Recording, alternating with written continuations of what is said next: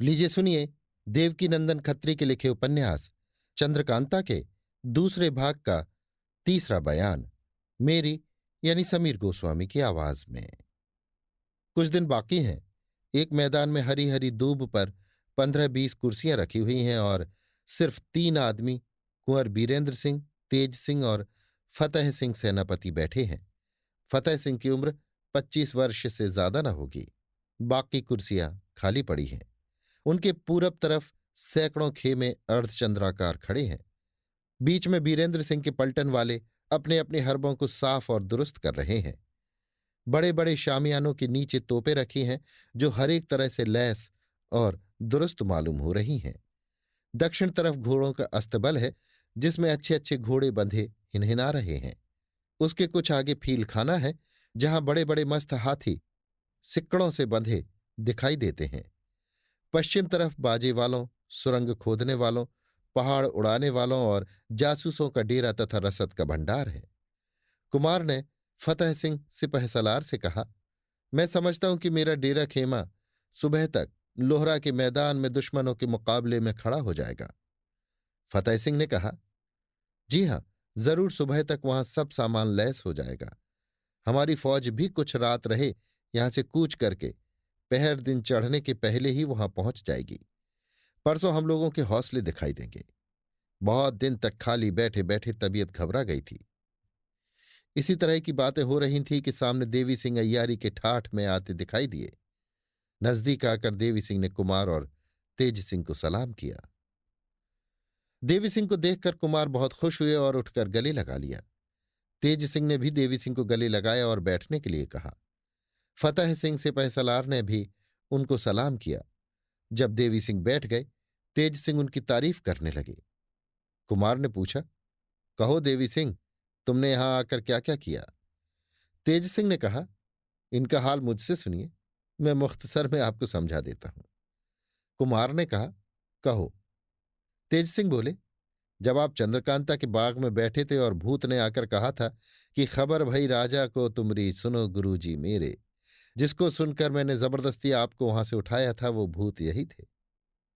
नौगढ़ में भी इन्होंने जाकर क्रूर सिंह के चुनार जाने और अय्यारों को संग लाने की खबर खंजरी बजाकर दी थी। जब चंद्रकांता के मरने का गम महल में छाया हुआ था और आप बेहोश पड़े थे, तब भी इन्हीं ने चंद्रकांता और चपला के जीते रहने की खबर मुझको दी थी।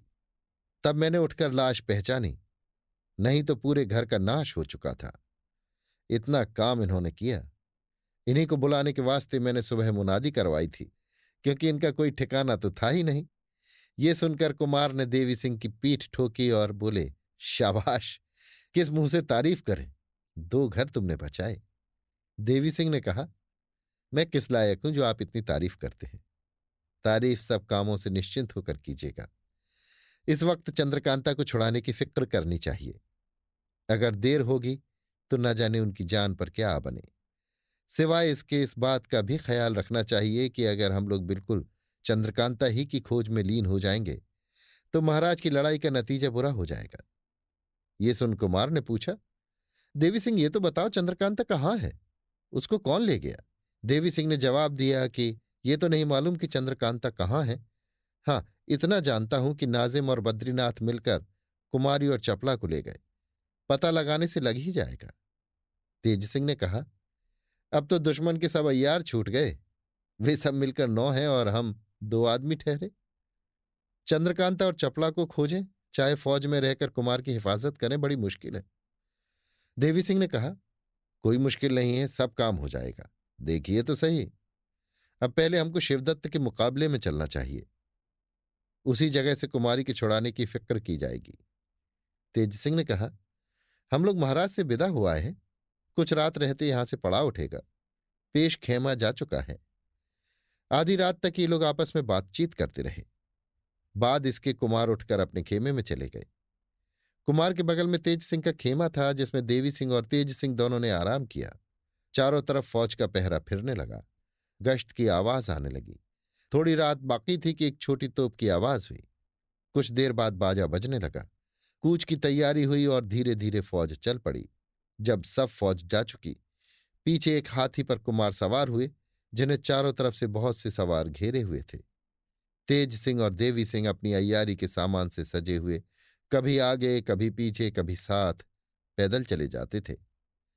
पहर दिन चढ़े कुंवर बीरेंद्र सिंह का लश्कर शिवदत्त सिंह की फौज के मुकाबले में जा पहुंचा, जहां पहले से महाराज जयसिंह की फौज डेरा जमाए हुए थी।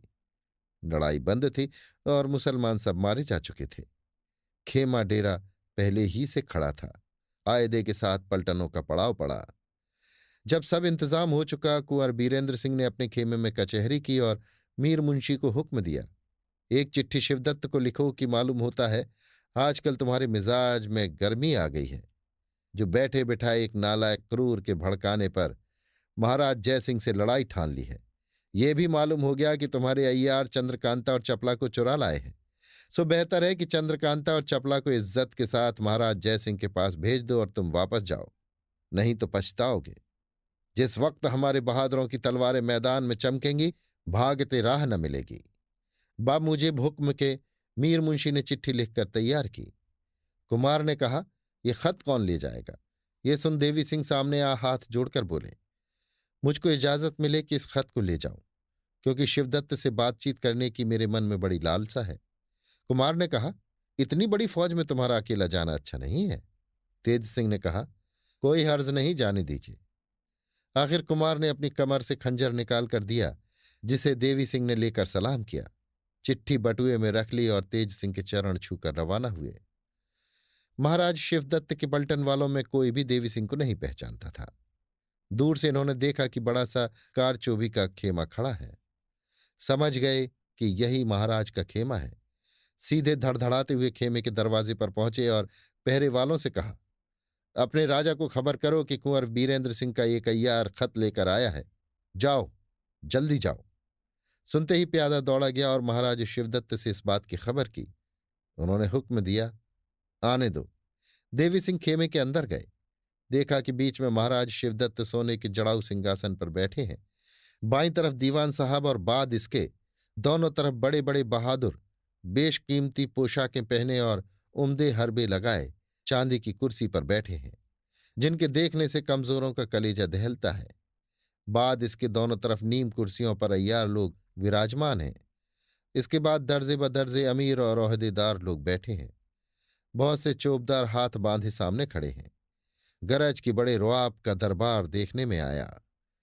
देवी सिंह किसी को सलाम किए बिना ही बीच में जाकर खड़े हो गए और एक दफे चारों तरफ निगाह दौड़ाकर गौर से देखा। फिर बढ़कर कुमार की चिट्ठी महाराज के सामने सिंहासन पर रख दी। देवी सिंह की बेअदबी देखकर महाराज शिवदत्त मारे गुस्से के लाल हो गए और बोले, एक मच्छर को इतना हौसला हो गया कि हाथी का मुकाबला करे? अभी तो बीरेंद्र सिंह के मुंह से दूध की महक भी न गई होगी। ये कह चिट्ठी हाथ में ले फाड़कर फेंक दी। चिट्ठी का फटना था कि देवी सिंह की आंखें लाल हो गई। बोले, जिसके सिर पर मौत सवार होती है उसकी बुद्धि पहले ही हवा खाने चली जाती है। देवी सिंह की बात तीर की तरह शिवदत्त के कलेजे के पार हो गई। बोले, पकड़ो इस बेअदब को। इतना कहना था कि कई चौबदार देवी सिंह की तरफ झुके। इन्होंने खंजर निकाल दो तीन चौबदारों की सफाई कर डाली और फुर्ती से अपने अय्यारी के बटुए में से एक गेंद निकालकर जोर से जमीन पर मारी, जिससे बड़ी भारी आवाज हुई। दरबार दहल उठा। महाराज एकदम चौंक पड़े, जिससे शमला सिर का, जिस पर हीरे का सरपैंच था, जमीन पर गिर पड़ा। लपक के देवी सिंह ने उसे उठा लिया और कूद कर खेमे के बाहर हो गए। सब के सब देखते रह गए। किसी के किए कुछ बन न पड़ा। सारा गुस्सा शिवदत्त ने अय्यारों पर निकाला जो कि उस दरबार में बैठे थे। कहा, लानत है तुम लोगों की अय्यारी पर, जो तुम लोगों के देखते दुश्मन का एक अदना अय्यार हमारी बेइज्जती कर जाए। बद्रीनाथ ने जवाब दिया, महाराज, हम लोग अय्यार हैं। 1000 आदमियों में अकेले घुसकर काम करते हैं, मगर एक आदमी पर 10 अय्यार नहीं टूट पड़ते। ये हम लोगों के कायदे के बाहर है। बड़े बड़े पहलवान तो बैठे थे, इन लोगों ने क्या कर लिया? बद्रीनाथ की बात का जवाब शिवदत्त ने कुछ न देकर कहा, अच्छा, कल हम देख लेंगे। अभी आप सुन रहे थे देवकीनंदन खत्री के लिखे उपन्यास चंद्रकांता के दूसरे भाग का तीसरा बयान, मेरी यानी समीर गोस्वामी की आवाज में।